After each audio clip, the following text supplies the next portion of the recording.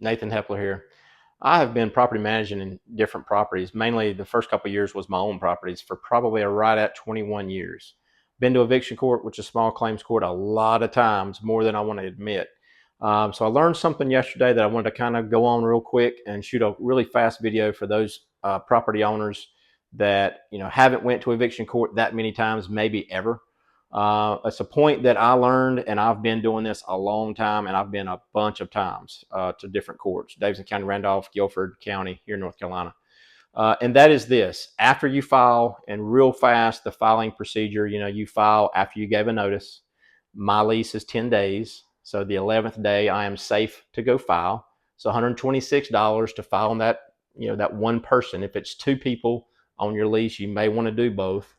So after you file the 126, they get a sheriff deputy. That's part of the $126. They get a sheriff deputy to actually serve that tenant.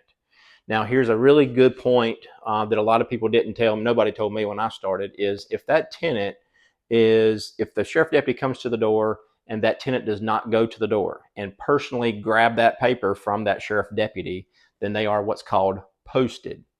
That means posted on the door. They didn't see him in person. They check a box. You go to court. If that tenant does not show up in person, you do not get the money judgment. Crazy, right? You do get a possession still. So in other words, if the tenant was at work and then didn't come to court, you still get possession after court. You got 10 days again. You file read of possession on the 11th if they're still there. That's about $55 where I'm at in my counties. And then the sheriff deputy makes an appointment with you to go actually lock out the house. And that's a whole different process. But today I'm really just talking about my episode yesterday, which was in Guilford County, Greensboro. We got two courthouses in Guilford County. This was in Greensboro. And what happened was I had my talking points. I had everything. I had a copy of the notice, a copy of my email, a copy of my text, all these things I had printed out because you can't bring anything digital, can't bring anything electronic, phones or anything. So I had everything ready to go. I started talking. And right at the time that I started to say I gave a notice, that judge or magistrate asked the tenant a question. Well, that got my attention to the tenant. She comes back to me, is that all? And I literally said, yeah, I think so. I'm trying to get possession of the house and a money judgment for this amount, just like I stated, before you interrupted me, basically. And she dismissed the case. She dismissed the case because I didn't get to the point of the detail of this is when I gave a notice. This is the date that I filed, and it was after the 10 days. So that is a very, very, very important piece of all of these puzzles that you're trying to get a tenant evicted in North Carolina. So if you go to court, have your talking points wrote out, typed out. I typed mine out just so I can read in my writing technically, and it's a lot clearer to me while I'm in there. But type it out if you can, and have stuff like this tenant resides at this address that I own or manage.